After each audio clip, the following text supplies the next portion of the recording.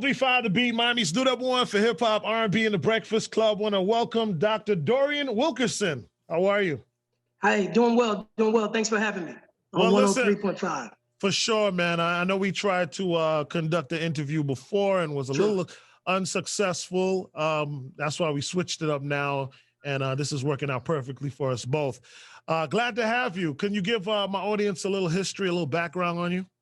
All right, to make it short, I am an epidemiologist by trade, but I Did you say that in English? I'm a so my degree was, it specializes in bioinformatics when I worked for the government to study population disease spread, epidemics, pandemics, and things like that. Oh, so everything that's going on right now is like in your wheelhouse. That's right in my wheelhouse. And I'm telling you, I'm reading, and I don't want to smile about it because I first want to, pay tribute to the individuals that have lost life over this, this disease. But in terms of the statistics, in terms of looking at the vaccinated individuals versus those that aren't, that stuff is right in my wheelhouse. Got you. But go ahead. So with that being said, I have to ask you, with the vaccine, what's your take on that? Because I haven't taken it. I have no desire to take it, and I'm noticing more and more they're trying to make people feel guilty about not taking it. What's your take on the vaccine? From prior experience, I worked with the West Nile, Ebola, the swine flu epidemic, HIV. And doing observational studies and working with vaccines from in other countries to bring them back to the United States, we have far surpassed the number of what I would say would make a vaccine safe. And what I mean by the numbers is it's a numbers game. Right. I don't know if you want to look at a geometric sequence or those that are really mathematical and you're looking at the probability of uncertainty of outcome. All of those numbers lead to, I would say, definitions of why you should be vaccinated. So you think it's safe, you would recommend getting vaccinated? Yeah, I would because of, the outcome, at one point when it first started and the information was about the elders and things like that, I thought, hey, man, it was easily explainable because you would think, and in their later days with their compromised immune system and having some comorbidities, I think then it made sense. But then how do you explain a perfectly healthy person being affected with this, right, disease being, having tragedy and right, death? And I think when you start seeing things like that, I think as a statistician, you really now need to start looking at the likelihood of, the outcome if you don't do it. Right. The reality of that. Yeah. All right. Well, thank you so much. I mean, just to be transparent, the reason I feel that way, a couple reasons. One, I had gotten COVID very early last year when it first came out, where I felt like admitting that I had it back then last year, March, was like almost like it saying that you have HIV. It was just that, like it was unknown and that if not worse. Mm-hmm. Yeah, if not worse, right? Mm-hmm. And so I had it already, and I feel like, I know there's different strands, but I strongly feel that I'll be okay. Right. One, and then the other reason is because of the, not to say it's a perfect guideline, but the FDA, I know that this is something, the vaccines, they have not approved it. True. So I just, I would have felt a lot better about it, even though I feel like I'm going to be okay. I would have felt that much better, at least knowing that it was approved by the FDA. Even if you take something as, and I won't say basic, so I struggle to use the right words because I never want to offend anybody. Mm-hmm. But let's just look at the flu shot vaccines. Right. We, so many different strands of that there's still, even the approved vaccines have to be every year deal with either a different strand and a strand of, so nothing's really perfect. Right. But, but the probability is pretty high of success with it, with this particular vaccine. I don't know much about the Johnson & Johnson, but I studied a lot on the other two. Pfizer seems to be the more popular, higher ratio of success, and I hear people talking more about Pfizer Yeah, I being mean, the when you better think one. about it, after the second shot, not if you do have capabilities that you will not, the chances are very, very slim that you would die if you encounter this. I mean, it just makes it pretty high. It makes it Yeah, high. yeah. It makes it pretty high. Thank And you for so, taking the time yeah, to touch on that, okay, especially since, like I said, it's in your wheelhouse, it's what you do. So right, aside from, you explain what you do, right. um, what is your practice like? So, What practices do you have? so we have a plastic surgery facility and a wellness center in Okay. sunny South Florida. And it's different because one of the things that we are trying to do, and we keep the main thing the main thing. And the main thing is, how do we combine wellness with plastic surgery?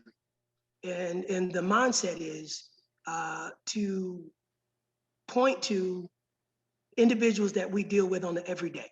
So we are very, very successful with the working middle class, the middle lower class, and middle upper class. We deal with the everyday educators, the correctional officers, those are the individuals that's in our wheelbarrow. So with that being said, what makes us very unique is we do a lot of things to combine using information about each individual that we encounter. Granted, the big scope of things, of course, you're going to plastic surgery, you want to be more curvaceous, you want to be scopely, we get all of that. All of that is okay, we get it. Before that, or even after that, what's important to us is, what are you really like on a scale of being healthy or unhealthy? And what I mean by that, because right now, a pre-screener for 95% of plastic surgery centers, pre-screener is BMI. And Yeah, BMI is one of the worst pre-screeners for African Americans, because the BMI, what was it created, 1830? From some mathematician, and it was based off a European scale. And when you think about African Americans, one thing that I do know after studying this over the years is fat is delivered throughout the body genetically. And what I mean by that is, from a quick, something really short. If mom, when she gained weight and she had weight in her love handles, you know what's gonna happen to you? As a female, you're gonna gain weight and have extra weight in your love handles. If you get to a point where you're, I don't know, obese or morbid obese, if you're using the BMI scale. So with that being said, we know that there's some genetics that kind of lean into this. And we also know that BMI is not the best benchmark or mile maker for us. right. So with that, we are constantly trying to develop ways where we can, work on some personalization plan for individuals. So let me ask you this. So you talk about BMI not being the benchmark, right? Right. But legally, do you have to go by BMI legally in order to proceed with the procedure? That's What a is great the question. That's a okay? great question. In Florida, we're governed by the Board of Medicine, and the Board of Medicine will give us what they consider is, a BMI that we have to, what we can't go over. So the answer to your question is yes. That has to be, the person has And to the first only way satisfy is BMI and the only requirement. way is BMI. Like that's the only measure that they use to allow to whether you can do the surgery or not is based on your BMI, nothing else. To be in code, to be in standard, yes. And I Wow. won't say nothing else, but I would say that is, I mean, there are some other characteristics. I mean, of course, you can, fit the BMI and have some cardio metabolic issues. And cardiometabolic issues are things like you can have hypertension, you can have some insulin resistant issues, you can have some insulin tolerance issues, to be diabetic is another one. So those are, those are the characteristics that we would say all of those have to also test well, number-wise, in a rubric for you Right. to be successfully ready to do surgery. But Okay. one thing we know, I mean, one thing that we spend a lot of time in is we think that when you think about health, and this is, been studied over the years, and I really firmly believe this, that people that carry weight in their stomach and waist areas are in most danger. And what I mean by that, of course, if you look at the stomach and think about The fat right underneath the skin is in the subcutaneous area. Then you have your stomach muscle. And then right behind it is the fat in your visceral area. And those that carry fat in the visceral area are in danger. And they can have a perfect BMI. They can be perfectly normal on the BMI scale, but on the cardiometabolic measurements, which is the CMS, cardiometabolic syndrome, they can be not healthy. And then it can be vice versa. You can be obese and healthy. You could be obese on a BMI scale, but yet all of your parameters test well. And so with that being said, so some of the things that we do that's different in plastic surgery is we spend time on the waistline. So when people do a surgery with liposuction, they do the front, the stomach, and the back. We now turn women on their sides, and we sculpt from the bra line to the hip line. And the longevity, what I'm thinking of is we want to minimize that waste as much as we possibly can, so we can help them on the long term. Because that's where fat is most dangerous. It's not as dangerous on your hips. It's not as dangerous on your waist. It's not as dangerous in your arms. But if you're carrying weight in your stomach and around your waistline, it's dangerous. Why is this so important to you, Doc? You know, I lost a brother. When I was about 21 years old in school. And now knowing what I know, older brother, that I believe that he died from HIV. You know, the family said cancer, but it was really, really quick, you know, in terms of when we found out he was sick, and then the time he stayed alive was probably about 45 days to maybe 2 months. And I wasn't comfortable with some of the answers that the doctors was giving us, because it was one of those really generic, well, we think, well, it's possible, it may have been, you know, when you use words like that and you lose a loved one, you know, it's either you're going to be a part of the problem or the solution. And I let that push me to figure out, you know, I want to be a part of the solution. And right. I think I've figured out a pretty good niche as it relates to African Americans of how to just ring the alarm. You know, my job is, yeah, we want to make you curvy and stuff like that. And you get your booty, you get your breasts and all that stuff. But we're also looking at you and a risk factor. Let's look at how you look healthy wise. We're going to draw a full panel of blood. We're going to do a urine analysis. We're going to do some the EKG. We're going to do chest x-rays. So therefore, when I sit down with you, we're going to talk about some real things. Now, granted, what you use and what you do with that information is up to you. But when you leave our office after the surgery, I want you to feel like you know everything about yourself from the inside out. That's really dope. That's like the true meaning of wellness. True. It should be, true. Right? I mean, true. I mean, wellness has so many different departments. I guess you could be physically wellness, mentally wellness, all kind of wellness, financially wellness. I mean, you can kind of go in all those different branches of wellness. But I tell you what I've found out that's very interesting, and I kind of want to drop this nugget. Yeah. Statistic wise, we found that women that come in and let's say their subcutaneous fat is, I'm just going to use some generalization weight number. Let's say it's about 3 pounds. And let's say it's about maybe 2 pounds in the visceral fat area. And they do a tummy tuck, just tummy tuck. They decide, you know, they want to do that.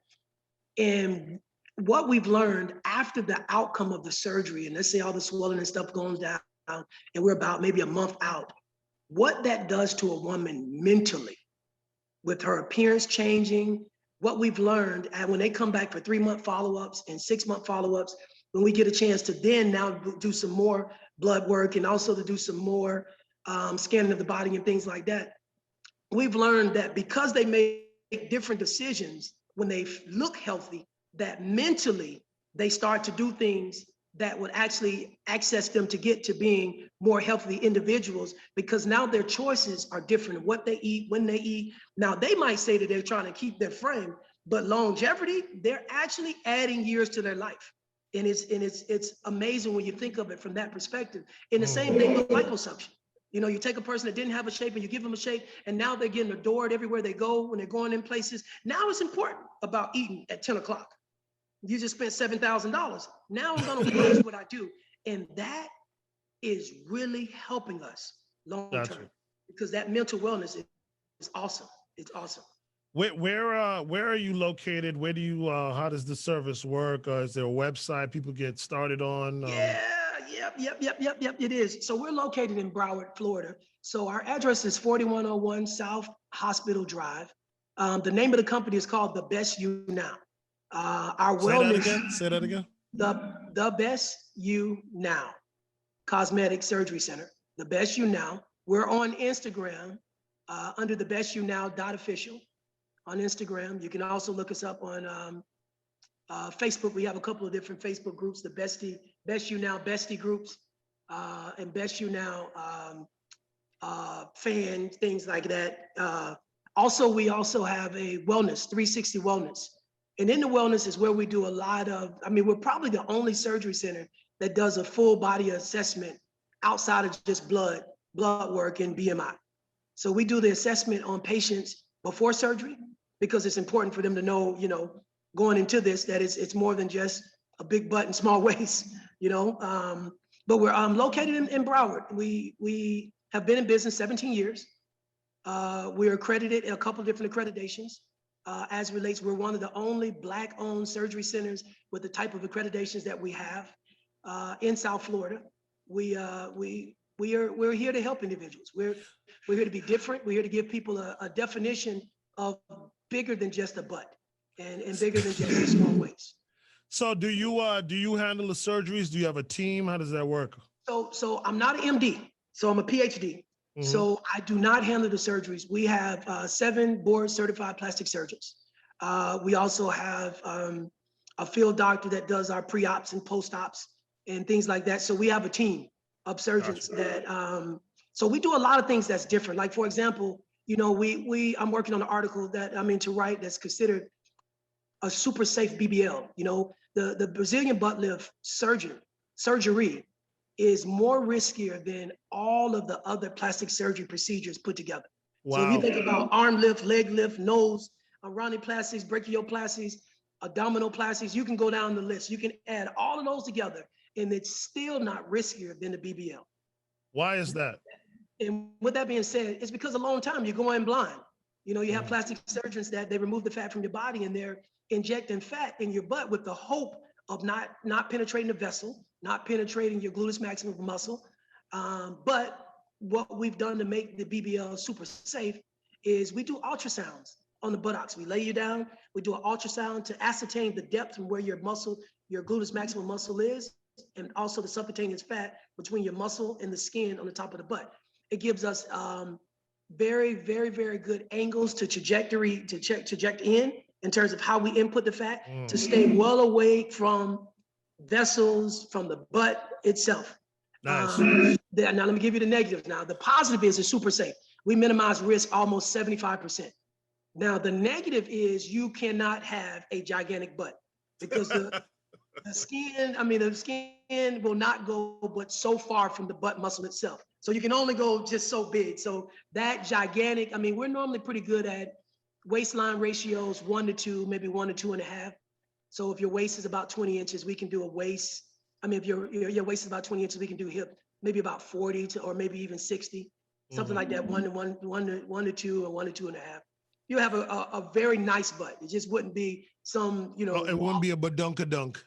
Yeah, just there, yeah. And it's not safe, when you do. Right. And it doesn't look that good either. Let me ask you this. Have you seen an increase in men with plastic surgery? I've been seeing the offerings for men to have 6 packs and different surgery for men to, have you been seeing it personally within your business?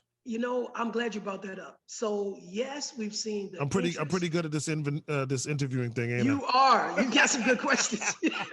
You are. So we have seen an increase of men. Now, here's the biggest. Like you get a wife that decides she wants to have the surgery for herself. So we get a lot of husband and wife combinations where she, in so many words, says he's going to do it because I'm doing it. So we do get that. So we figure that's about, I don't know, maybe about 15% increase over since the pandemic. I don't know if because of the pandemic, maybe their COVID body, I don't know.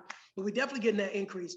But I'm glad you brought that up because most men carry fat in the visual area, which is not a practice for plastic surgery. So plastic surgery is good for removing fat in the subcutaneous area, which means in front of the muscle, the stomach muscles, not behind. Most men carry fat behind. You have these men with this solid stomach, with this big beer belly. Those men are at a higher risk because they are carrying fat around their organs, which means now they have to worry about the internal organs like the kidneys, their heart, their liver. Those are things. So one good thing is when we do get men in to come in and they want abs and things like that, and I realize, and we do a quick scan of the body, and we realize most of their fat is in the subcutaneous area, we put them on a program ASAP, and I sit down and talk to them and try to scare them to death about why they need to do this, because if we're gonna live and to see our kids, we have to take action now. We have medications that can help you if we can identify things now. But for so many reasons, man, men were so reactive instead of being proactive, that we just find ourselves in situations that, plastic surgery can't help them. Gotcha. Listen, this was very informative and great. My producer had told me that there was a situation that you were running through with your practice. I'm not sure the details of it, but I want to give you the floor to be able to talk about it if you need to. Well, systemic racism is real, Yes. and we are in a rare area of plastic surgery. It's normally dominated by other ethnic groups. And we are a strong African-American plastic surgery center that receives love from all over the 50 states, or all of the states, even across the world. We get a lot of people internationally come in. I can't tell you that Black excellence is not being seen on a daily basis. We get people that come to us just because we're African-American owned. Now, with that being said, I think because we're really working on being excellent, that we're starting to step on toes of those individuals that, kind of want to see us not be successful. And it's a very large number of people that get plastic surgery that are African-American. So think about what they're thinking. They're getting it right. They're starting to draw people from them, which we are. And we had, not to name a company, but we had another plastic surgery center offer all of our certain ethnic group employees jobs, higher pay, and got a couple of surgeons from us that worked with us hand in hand to work with them, and they took the bait. And I think what bothers me the most is these are people that have been with us 5 years, 7 years, people that, we've been, very loyal to. If something happens with our employees and you fall short and you need help, we do that. And a lot of times we do it and we don't even ask for it back, So for them to not even come to us and say, hey, I'm making whatever, $10, and they're offering me 12, can you match it?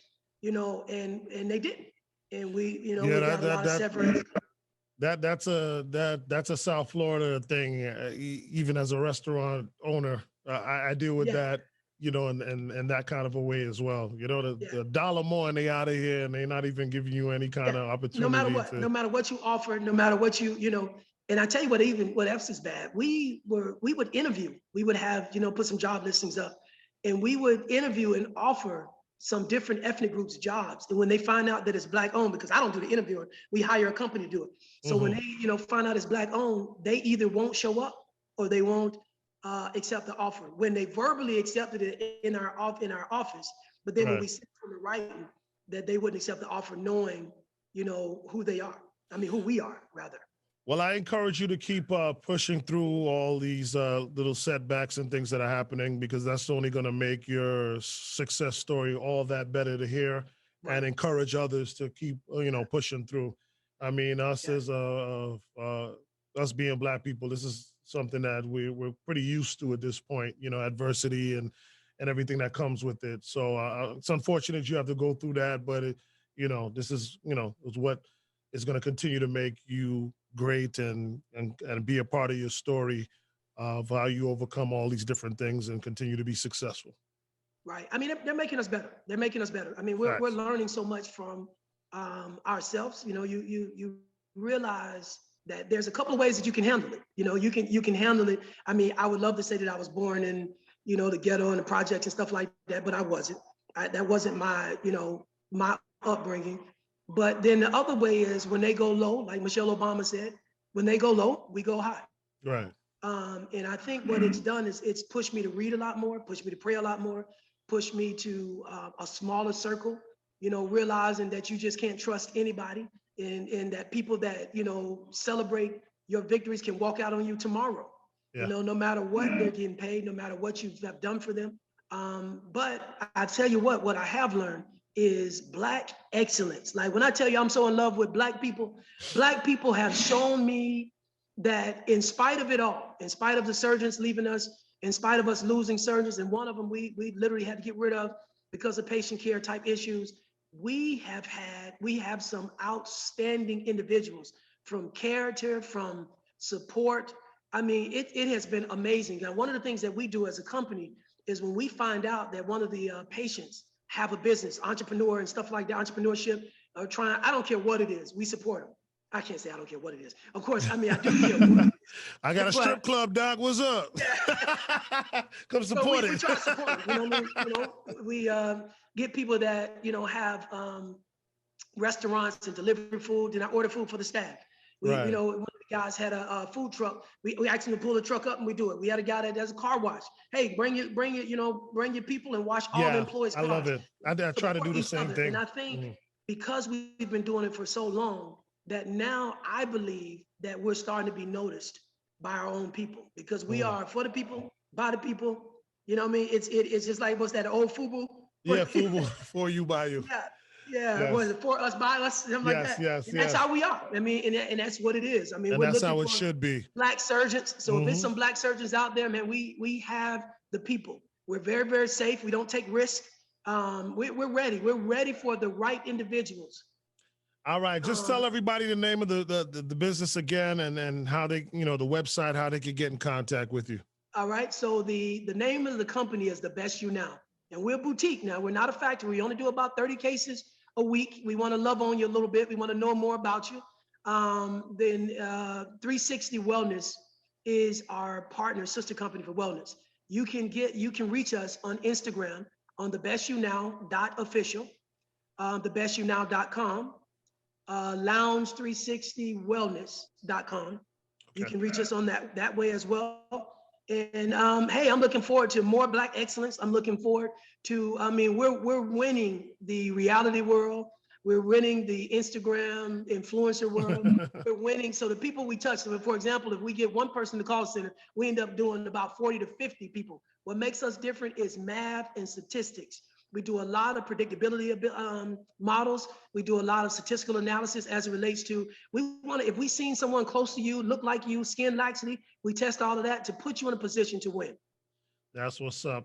Well, I want to thank you so much for being on the show, Dr. Wilkerson, and I want to wish you continued success. And thank you for also taking time to talk about the pandemic and whether people should take the having a brain fart, whether they should take the vaccine. Thank you so much. Now listen, I sure hope, because I know when you start touching stuff that's controversial, tell people I don't really want the emails and stuff like that. Please spare me. Spare me the emails, because I really don't. Myself and my wife, we're fully vaccinated through Pfizer, and and I believe in it. It is just an opinion. I have not sat on any boards. And that's what I asked. I asked your opinion, and that's why I'm thanking you for giving me your opinion. Yeah. Hey, listen, but look, I can tell you this by facts. We're snatching women to levels that they've never been snatched before. Facts. That's what's up. That's what's up, man. That's what they want to hear. All right. Continue success, my brother. Thank you so much. Thank all you. right. All right. All right. Take care.